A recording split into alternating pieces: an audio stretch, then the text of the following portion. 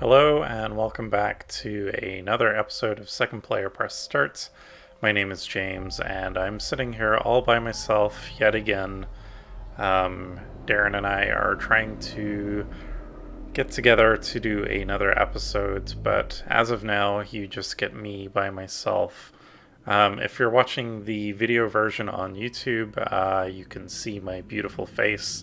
I have some red lighting, which I think is very appropriate for the game that I'm going to quickly talk about today, and that is Control.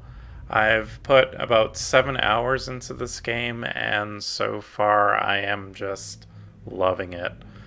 Control is a action-adventure video game developed by Remedy Entertainment.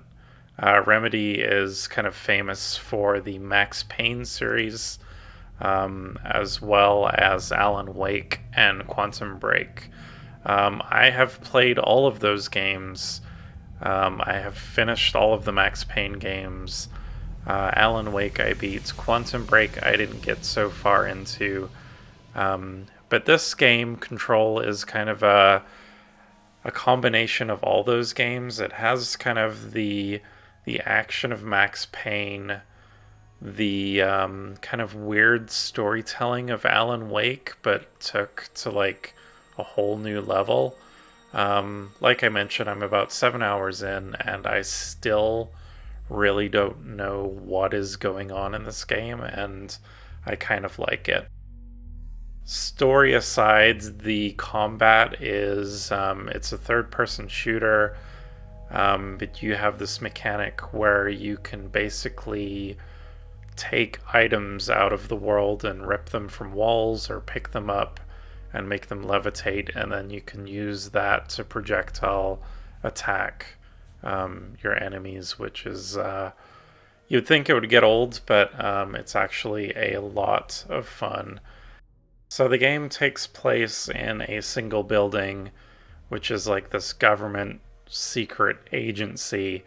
Again, 7 hours in, I'm still not sure why you're there, but I'm slowly learning it.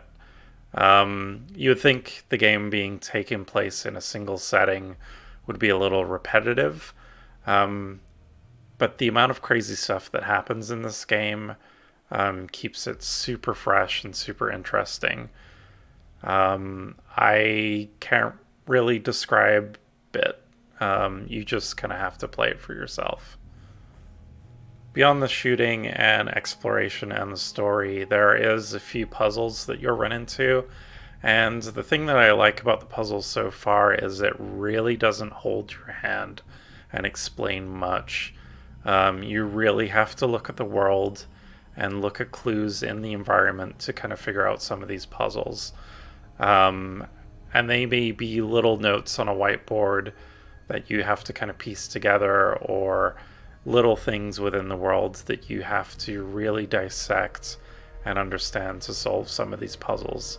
I get that that might be frustrating for some players, but so far the puzzles have been challenging enough where it's taken me a fair bit of time, but the feeling of actually solving these puzzles is quite satisfying. Visually, I find this game super stunning. The art direction's really well done. The lighting and effects are just I haven't seen the kind of like physics and lighting in a game before. This feels kind of next gen without it being next gen, and even on my kind of measly PC setup, it looks and performs really well.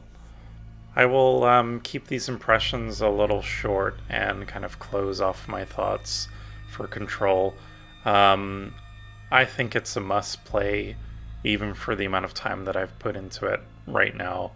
I picked up this game on the Epic Game Store. It was currently on sale for like 19 Canadian dollars, which I think is a steal for what I've played. Right now, I kind of wished I picked it up when it first came out, but I'm really happy that I got the chance to play this game. Well, I'm going to close it off for today. Thank you so much for watching and listening, As always, you can find information about our podcast and everything that we do on secondplayerpressstart.com.